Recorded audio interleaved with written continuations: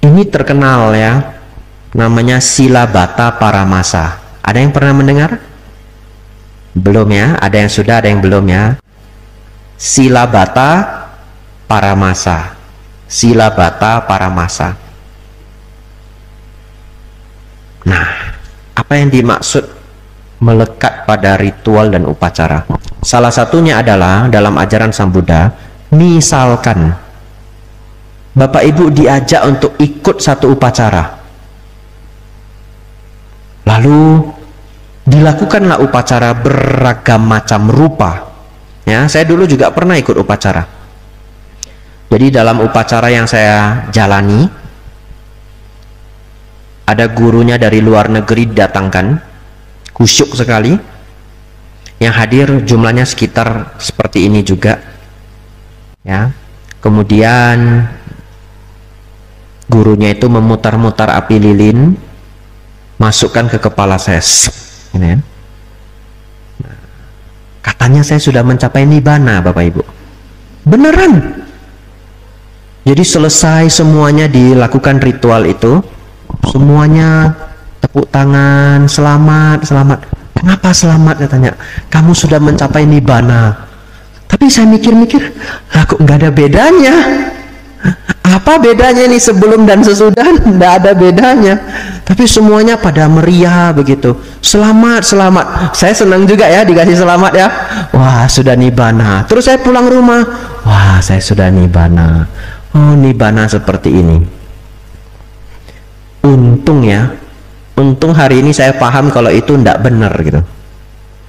Sesuai Tripitaka, yang namanya nibbana itu harus lenyap kemarahan, nafsu, dan kebodohan batin, ego. Berarti kalau ada seseorang yang mengatakan Anda sudah nibbana, gampang. Berarti setelah itu Anda sudah nggak bisa marah. Gampang toh? Tiba-tiba minggu depannya marah. Oh, batal nibbananya ya. Yang di sini semua masih pada bisa marah? Mana tahu ada yang sudah mencapai nibbana ya? Ya barangkali ya. Masih ya? Ya nanti dikurangi ya. Nanti nomor 5, tenang ya. Nanti diceramahin. Bapak Ibu Saudara, lalu setelah itu saya paham, oh, tidak ada ritual dan upacara yang bisa menjamin kita mencapai kesucian. Kesucian itu dipraktekkan dan dilatih, ya, dipraktekkan dan dilatih. Pertanyaan, tadi semuanya masih bisa marah toh? Masih ya? Wah, Bapak langsung semangat menjawab ya. Masih gitu. Jadi kalau Bapak nanti di rumah marah harus maklum, maksudnya begitu ya. Jangan ya. Marahnya nanti dikurangi. Bapak Ibu Saudara, coba renungkan. Kita memiliki kemarahan.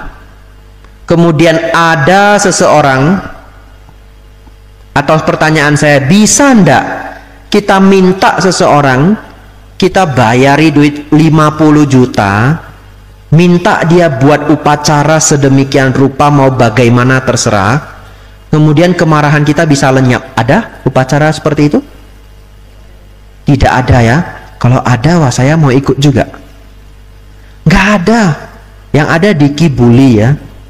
Nah, dia hilang dia. Nah, jadi Bapak Ibu Saudara, tidak bisa kita bayar seseorang untuk buat upacara, ritual apapun untuk mengurangi kemarahan kita. Kemarahan kita hanya bisa dikurangi dengan latihan, praktek sila, praktek berdana, mendengarkan dharma, dan bermeditasi. Tambahan. Bisa enggak Bapak Ibu Saudara bayar orang 100 juta, lalu setelah itu dibuatkan upacara dan ritual, lantas kemudian keserakahan kita sirna? Bisa? Enggak bisa. Itulah pemahaman Silabata Paramasa. Ya. Tidak ada ritual dan upacara apapun yang dapat menyucikan diri. Oleh karena itu Bapak Ibu Saudara, bagaimana cara seseorang jika dia ingin lahir di alam surga? Caranya bagaimana? dia harus punya kualitas-kualitas surgawi, punya karma baik yang cukup untuk terlahir di alam surga, dan punya dosa loba moha yang tidak terlalu tinggi. Ngerti maksudnya ya? Dosa kemarahan, loba keserakahan, moha kebodohan batin. Semakin tinggi dosa loba mohanya, dia akan terlahir di alam yang semakin rendah. Ya, semakin rendah dosa loba mohanya, dia akan mulai terlahir di alam yang lebih tinggi. Oleh karena itu, kalau seseorang ingin lahir di alam surga, dia harus latihan mengurangi kemarahan, mengurangi keserakahan, mengurangi kesombongan, senang berbuat baik, mengurangi kemelekatan. Dia akan lahir di alam surga karena kualitas. Bapak ibu saudara, kalau tadi saya memberitahu bahwa kalau kita bayari orang 50 juta, bayari orang 100 juta pun tidak akan bisa mengurangi kemarahan dan keserakahan kita, berarti juga tidak ada upacara dan ritual apapun yang bisa membawa Bapak Ibu lahir di alam surga. Ngerti maksudnya ya? Nanti direnungkan. Kalau Bapak Ibu ingin masuk surga, bagaimana caranya? Salah satunya, praktek sila dengan baik. Pernah setelah mengambil sila, para bante mengatakan silena sugating yanti. Pernah dengar? Itu artinya apa? Dengan merawat sila, Bapak Ibu akan mencapai alam surga. Ya, jadi Bapak Ibu saudara, rawatlah sila dengan baik. Tidak perlu khawatir nanti secara alamiahnya mereka yang merawat sila dengan baik akan terlahir di alam surga. Itu belenggu yang ketiga ya. Dua lagi ya. Setelah itu kita masuk tanya jawab. Silahkan Bapak Ibu bertanya. Belenggu yang keempat adalah nafsu indria. Ini singkat saja. Tadi kalau belenggu 1, 2, 3 dikatakan oleh Sang Buddha hancur, seseorang mencapai kesucian tingkat pertama ya. Kalau 3 ini hancur dan dia sanggup mengikis dosa loba moha, mengikis kemarahan, keserakahan dan juga kebodohan batin, maka dia akan mencapai kesucian tingkat kedua yang disebut dengan sakadagami. Tapi kalau dia bisa melenyapkan 5 belenggu, dia mencapai tingkat kesucian ketiga, yaitu anagami. Tingkat kesucian itu ada 4. Yang keempat adalah arahat ya. Sotapana, sakadagami, anagami, arahat. Apa? Sotapana, sakadagami, anagami, arahat ya. Sekali lagi ya, sotapana, sakadagami, anagami, arahat. Bulan depan masih ingat? Masih ya? Wah, luar biasa ya. Nah, Bapak Ibu Saudara, ini saya baru pulang setahun. Saya 4 tahun di Thailand ya. Dan selama di Thailand belajar setengah mati Bapak Ibu. Karena kita hidup di negara orang. Pertama kali saya datang ke sana, saya datang itu bulan 5 sebelum Waisak. Begitu masuk Waisak, tidak lama kemudian masuk masa wasa. Tahu masa wasa? Masa biku berdiam 3 bulan ya. Selama masa wasa itu di wihara di Thailand namanya Wat Bowon, ada kelas dhamma. Dan saya harus ikut. Jadi bulan 7, 8, 9 ya, 7 pertengahan sampai bulan 10 awal, totalnya pas 3 bulan, saya wajib mengikuti kelas dhamma. Tapi Bapak Ibu Saudara, satu kata pun tidak ngerti gurunya ngajar apa. Betul ya? Karena saya baru datang. Jadi gurunya mengajar. Di depan ada, gurunya mengajar seperti ini, duduk buka buku. เราทั้งหลายวันนี้เราเรียนอริยสัจ 4นะครับเปิดหนังสือก่อน Bapak Ibu paham? Nah kayak begitulah saya ya selama 3 bulan ya. วันนี้เราเรียน10 อย่างที่พระพุทธเจ้าอธิบายเพื่อเราทั้งหลายสามารถ ได้เป็นมนุษย์ที่ดีขึ้น. Ngerti? Nah, seperti itu selama 3 bulan Bapak Ibu. Tapi lucunya Bapak Ibu, karena kita baru tiba, biarpun tidak ngerti, semangat seperti ini, tegak badannya. Dan selama guru mengajar itu tidak, kalau ngantuk ditahan-tahan, tegak seperti ini. Sampai satu hari gurunya penasaran, saya sebegitu tegak mendengar, memandang mata beliau begitu ya, ini anak sebenarnya ngerti apa enggak ya? Karena gurunya melihat, loh ini kok orang Indonesia baru tiba, dengerin saya sebegitu serius. Lalu ditanyakan, dia ngerti enggak saya bicara apa? Ada yang bisa bahasa Inggris, nanya saya, do you understand what the teacher taught? No, I don't understand. No, not understand. Lalu disampaikan ke gurunya, kau mai kau cai kap acan gitu. Dia nggak ngerti Bante. Lalu gurunya bilang apa? Lihat, kalian harus meniru Bante Indonesia ini. Biarpun dia tidak ngerti, dia yang paling semangat di kelas ini, katanya begitu ya. Bagaimana tidak semangat ya, baru tiba di negeri orang Bapak Ibu. Nah, belajar semangat 45 begini. Nah, jadi kalau Bapak Ibu kapan nanti ikut Dhamma kelas ngantuk, ingat semangat saya ya.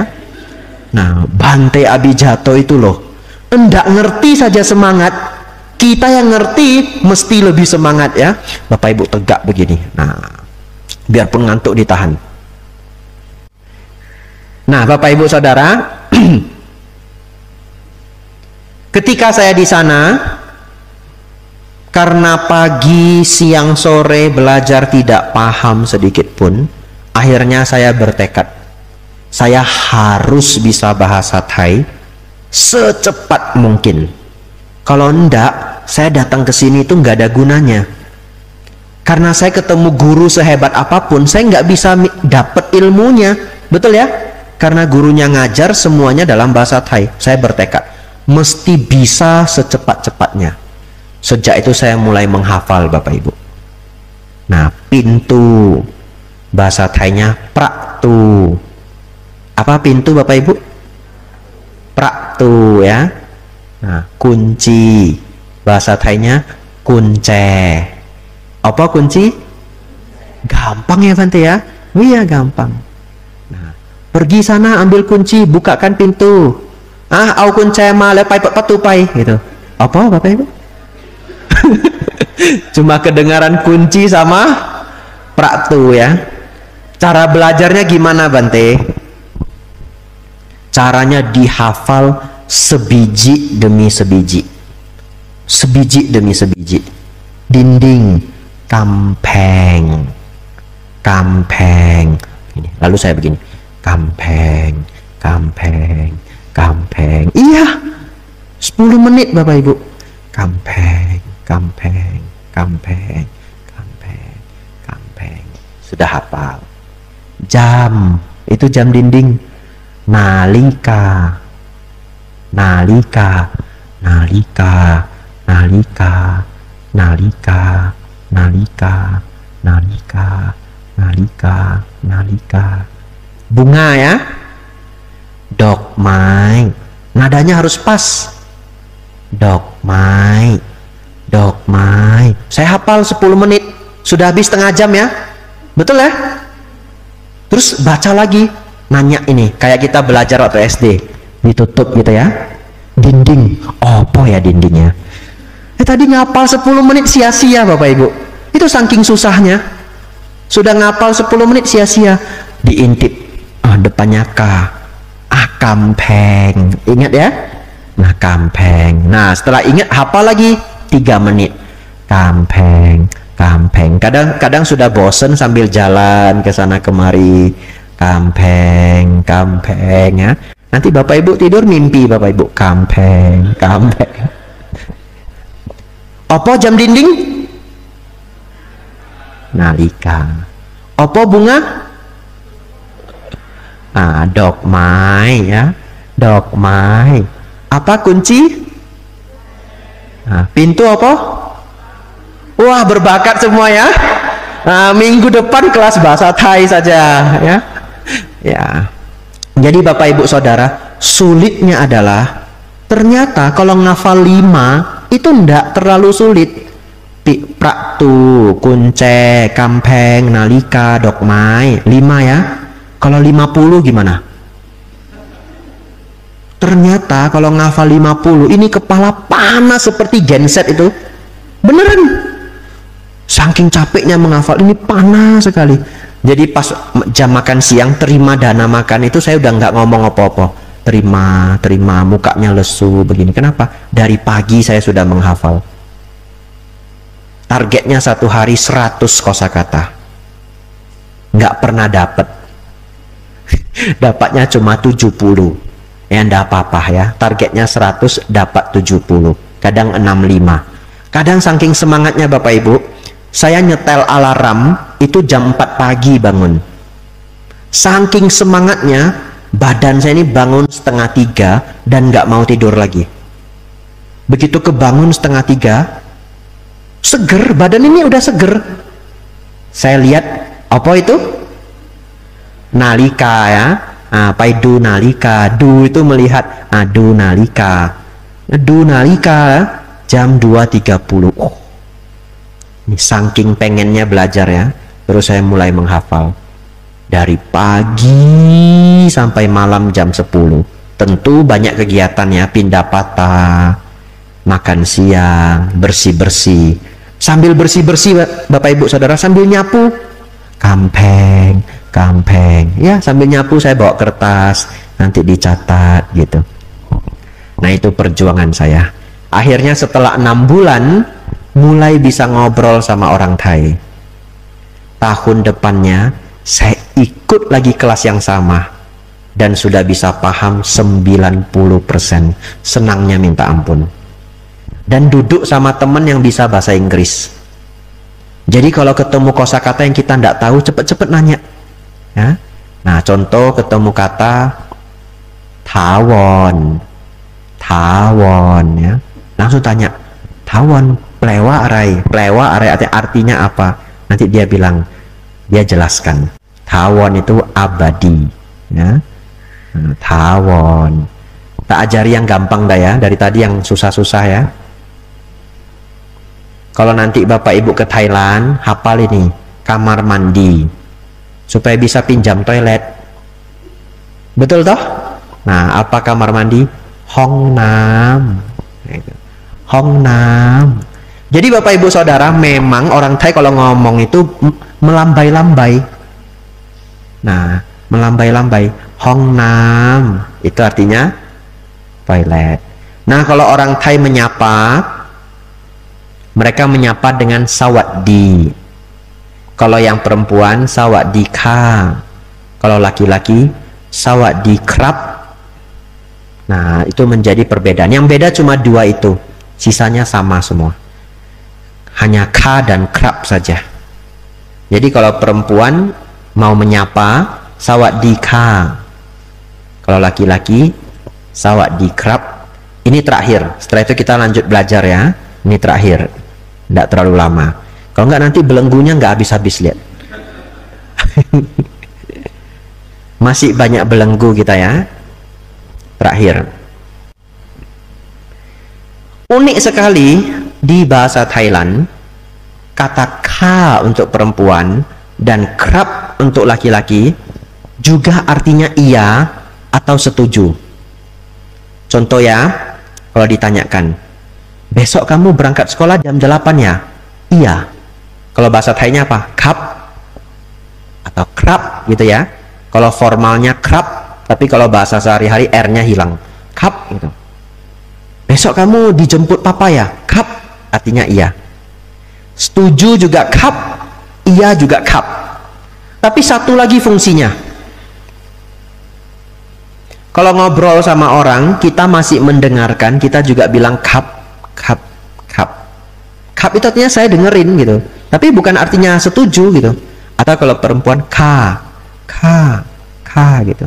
Misalkan ya, tadi pagi loh saya ke pasar ketemu Ibu Tina, kap gitu. Kap, saya dengerin gitu. Jadi kap punya 3 fungsi. Satu lagi, tadi saya sudah ngajari sawaddika, sawaddikap. Sawaddi ini juga fungsinya luar biasa. Selamat pagi, selamat siang, selamat sore, selamat tinggal, kata yang sama. Sawaddi, ya. Selamat pagi, sawaddikap. Selamat siang, sawaddikap, gitu. Nah, apa fungsinya saya jelaskan ini? Bapak Ibu sudah bisa bahasa Thai setelah ini. Beneran? Kalau ketemu orang Thai, dia mau ngomong apa saja kita nggak ngerti, kap aja. Iya, kap. Kap. Kalau cama na, temai hena. Kau pengen mai ru, kap. Kap. Sudah selesai dia ngomong, sawaddikap. Nah, setelah itu Bapak Ibu pergi. Setiap hari seperti itu, dia akan berpikir Bapak Ibu sudah jago. Ini kisah nyata, ada seorang Bante senior. Saya tidak boleh sebut namanya ya, tapi Bante senior Sangga Theravada Indonesia. Satu ketika beliau naik bus. Kalau biku naik bus nggak usah bayar, kecuali busnya ber-AC. Kalau busnya ber-AC 20 baht, 8.000 rupiah. Ya, tapi kalau tidak ber-AC ada kursi khusus biku gratis. Jadi bantenya naik ke bus, tidak lama kemudian ada biku lain juga datang duduk di sebelah beliau. Nah, bantenya orang Indonesia toh, nggak bisa bahasa Thai. Lalu ini bante sepuh, sudah tua, ngajak ngobrol karena dia pikir oh ada bante lain, diajak ngobrol. Beliaunya ini nggak tahu itu bante sepuhnya ngomong apa, nggak tahu. Sepanjang jalan kap. Perjalanannya setengah jam. Kap. Bantenya senang sekali didengerin. Kalau orang ngomong didengerin senang toh? Senang sekali. Nah, sampai ketika beliaunya sudah turun, beliaunya bilang, "Khop kun kap," artinya terima kasih gitu. Nah, beliaunya juga jawab, "Kap," gitu ya. Nah, itu Bapak Ibu sudah bisa bahasa Thai lainnya. Kalau ada orang Thailand datang ke Magadama, apapun yang dia ucapkan Bapak Ibu jawab. Nah, kalau perempuan ka gitu aja ya. Nah, ternyata yang dia bilang, "Ini bunga saya ambil ya, ka. Kursi saya ambil ya, ka," gitu ya. "Mobil tak ambil ya, kap," gitu. Udah diambil semua ya. Ya, Bapak Ibu sudah semangat lagi. Kita lanjut ya. Belenggu yang keempat, nafsu indria. Ini singkat saja. Nafsu indria itu dalam badan jasmani kita dan juga batin totalnya 6. Kalau kita belajar biologi hanya 5, dalam dharma 6. Apa 6 itu? 5 yang di biologi tambah 1 adalah batin ya. Jadi nafsu indria itu bisa muncul dari mata melihat ya, nafsu dari mata melihat, nafsu dari pendengaran, nafsu dari pengecapan ya, nafsu dari sentuhan. Apalagi indera satu lagi? Nah, penciuman ya, nafsu dari penciuman. Satu lagi, nafsu dari pikiran. Kalau melihat, maunya melihat yang bagus-bagus saja. Kalau mendengarkan yang bagus-bagus saja. Nah, di situ muncul nafsu. Nafsu bisa muncul dari 6 saluran. Sang Buddha mengibaratkan nafsu ini seperti 6 ekor binatang. Belenggu ini saya hanya bahas dari 6 perumpamaan ini. Bapak Ibu dengar baik-baik ya. Setelah itu kita lanjut ke belenggu terakhir dari pembahasan hari ini. Sang Buddha mengibaratkan 6 pintu indera kita yang terseret oleh nafsu seperti halnya 6 ekor binatang yang saling terikat. Jadi Bapak Ibu bayangkan, Bapak Ibu cari 6 ekor binatang, terus Bapak Ibu ikat ke 6-6-nya bersamaan. Apa saja 6 binatang itu? Buaya, elang, ular, monyet, serigala, anjing hutan. Coba nanti Bapak Ibu nangkap 6 ini, tapi tidak usah dah ya. Ya, ada buaya ya. Gimana nangkap buaya ya? Misalkan seseorang nangkap 6 binatang ini, apa tadi 6-nya? Buaya, ular, elang, monyet, serigala, anjing hutan ya. Nah, tangkap 6 ini, diikat talinya semua saling menyambung. Begitu Bapak Ibu lepas talinya, apa yang terjadi? Setiap hewan ini akan kabur ke rumahnya, betul ya? Karena dia ketakutan. Ular mau masuk ke lubang, buaya mau lari ke rawa, elang mau terbang, monyet mau manjat pohon, serigala mau pulang ke gunung, anjing hutan mau masuk ke hutan. Keenam hewan ini akan menarik ke 6 arah yang berbeda. Lalu apa yang terjadi? Yang kuat akan menarik yang lemah sampai dia kelelahan. Karena sekuat apapun dia harus melawan kekuatan dari 5 binatang lainnya, betul ya? Setelah dia lemah, setelah dia capek, bagaimana? Dia akan terseret oleh binatang kuat lainnya. Jadi 6 ini nggak kemana-mana, kesini saja, nggak berhasil kabur. Kenapa? Karena ke-6 binatang ini mau ke tempat yang berbeda. Seperti itulah nafsu indria. Bapak ibu kepengen makan, dari jam 4 sore sudah lapar, kepengen nanti malam mau makan ini, mau makan itu, nafsu makan muncul, nafsu dari pengecapan. Sebegitu sudah makan banyak, bagaimana? Masih mau? Sudah ndak mau, ganti, mau nonton film. Nah, pindah ke mata. Nanti nonton film kebanyakan, bosen ya.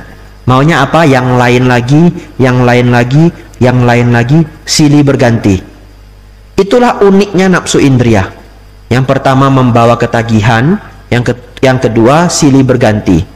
Kalau Bapak Ibu punya musik favorit, lagu favorit, kadang-kadang didengerin satu lagu berulang-ulang, bosen toh? Bosen. Seperti itulah nafsu indria. 6 saling menarik, tidak pernah berhenti. Bagaimana menghentikan nafsu indria ini? Caranya adalah ikat ke-6 tali itu di sebuah tiang. Sekarang ke-6 binatang itu terikat di tiang, dan mereka juga tetap ingin kabur. Sekuat apapun mereka menarik, tidak bisa bergerak. Karena tiang itu sekarang tali itu diikatkan di tiang. Akhirnya ke-6 binatang itu akan capek. Saking capeknya, mereka akhirnya beristirahat. Akhirnya ke-6 binatang itu berdiam diri, beristirahat karena kelelahan. Tiang ini adalah perumpamaan Sang Buddha, yaitu samadhi ya, atau ketenangan yang muncul dari meditasi. Jadi nafsu ini, belenggu yang keempat, memang sangat sulit untuk ditaklukkan. Makanya bahkan seorang Sotapana dan Sakadagami itu belum sanggup melenyapkan belenggu yang keempat ini. Cuma melemahkan, tapi belum lenyap. Yang lenyap itu seorang Anagami dan Arahat ya, karena sulit. Tapi bagaimana salah satu caranya? Dengan bermeditasi. Bapak Ibu Saudara, bagaimana Bapak Ibu melatih agar nafsu indria itu berkurang? Kalau ada kesempatan, praktek atasila ya, walaupun sebulan 2 kali, sebulan sekali, itu membantu mengurangi nafsu indria. Karena nafsu indria itu kalau terlalu tinggi, kita juga yang menderita. Kalau nafsu indria itu sudah melemah, hidup sangat jauh lebih damai batinnya ya. Jadi Bapak Ibu kalau ada waktu dan kesempatan, prakteklah atasila, sebulan sekali baik, sebulan 2 kali baik ya. Bante, kalau hari uposatha kebetulan saya selalu kerja, gimana saya atasila kalau pas saya kerja? Atasilanya hari Minggu saja ya. Tidak berketepatan hari atasila pun tidak apa-apa ya, tidak berketepatan hari uposatha pun tidak apa-apa. Karena apa? Lebih baik ada praktek daripada ndak, betul ya? Ya, kalau bisa pas hari uposatha Bapak Ibu bisa praktek 8 sila, sangat baik. Tapi kalau tidak, ambillah hari Minggu ya, 2 minggu sekali atau barangkali setiap minggu. Terakhir, apa belenggu yang kelima? Lupa ya? Wajar ya, wajar lupa. Karena kalau mau ingat harus hafal keraguan 10 menit ya. Nah kan ini hari ini kita belajar 5 belenggu. Ya sudah, setiap bulirnya kita hafal 10 menit. Selesai 50 menit. Dhamma kelas selesai ya. Nah, hafal pandangan salah, pandangan salah, pandangan salah 10 menit. Keraguan, keraguan 10 menit ya.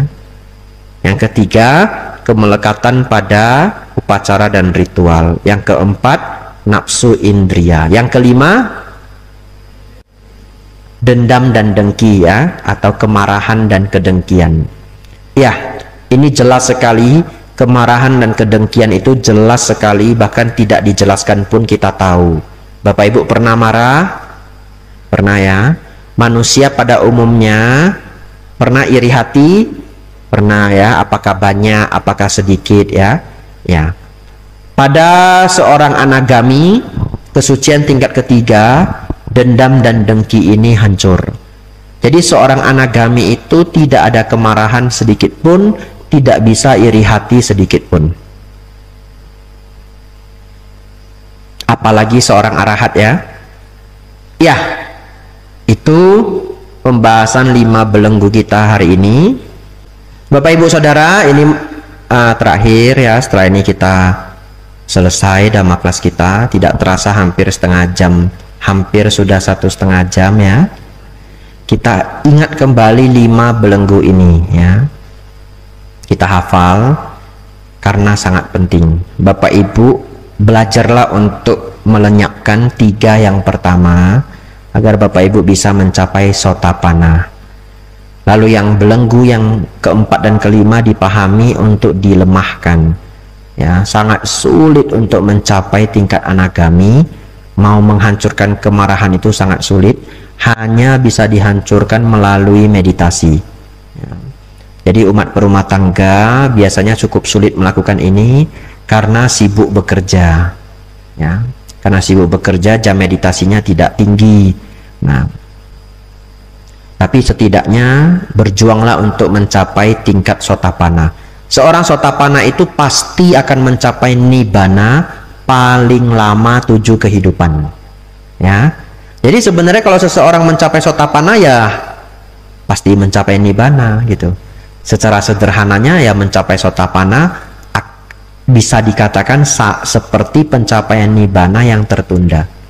Orang sudah sotapanna paling lama 7 kehidupan akan mencapai nibbana secara alamiahnya. Ini pernyataan Sang Buddha di dalam Tipitaka. Ya. Tapi tidak mesti 7 kehidupan ya. Bisa 2 kehidupan, bisa di kehidupan ini, tapi paling lama 7 kehidupan. Tingkat kesucian kedua, sakadagami, paling lama 1 kehidupan. Jadi 1 kali terlahir lagi. Kata sakadagami itu artinya kembali sekali lagi. Jadi dia akan terlahir sebagai manusia sekali lagi. Kesucian tingkat ketiga tadi apa namanya? Anagami. Artinya tidak kembali lagi. Jadi seorang anagami itu sudah tidak bisa lahir di alam manusia. Dia pasti lahir di alam Brahma. Kenapa tidak bisa lahir di alam manusia, Bapak Ibu? Tahu kenapa? Ada nggak manusia yang lahir dari bayi sudah nggak bisa marah? Ada? Nggak ada loh. Semua bayi itu baru lahir sudah pinter marah. Kalau kepanasan dia ngamuk, kalau kelaparan dia ngamuk, kan begitu ya? Dan tidak ada manusia yang terlahir tidak ada nafsu indria, itu nggak ada. Jadi kalau Bapak Ibu sudah melenyapkan nafsu indria, melenyapkan kemarahan, Bapak Ibu pun tidak bisa lahir di alam manusia. Kondisinya tidak ada. Jadi tertutup semua kelahiran alam rendah. Karena semua kelahiran alam rendah itu memiliki nafsu indria dan kemarahan. Apa saja alam yang tertutup itu? Alam binatang, alam neraka, alam hantu, alam manusia, dan 6 tingkat alam dewa nafsu. Jadi kalau Bapak Ibu melenyapkan belenggu keempat dan kelima, Bapak Ibu mencapai anagami. Karena Bapak Ibu pun tidak bisa lagi kembali di alam nafsu. Makanya disebut anagami yang artinya tidak kembali lagi. Jadi kalau ada yang nanya anagami tidak kembali lagi, tidak kembali kemana?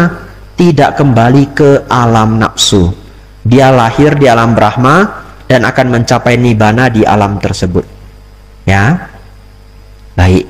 Kita hafal 3 belenggu yang pertama, yang kalau dilenyapkan seseorang mencapai sotapana. Yang pertama apa Bapak Ibu? Pandangan salah. Apa Bapak Ibu? Pandangan salah. Yang kedua, keraguan. Yang kedua, keraguan. Yang ketiga, kemelekatan pada ritual. Yang ketiga, kemelekatan pada ritual. Apa yang kedua? Keraguan. Wah, hebat ya, sudah hafal ini ya. Lalu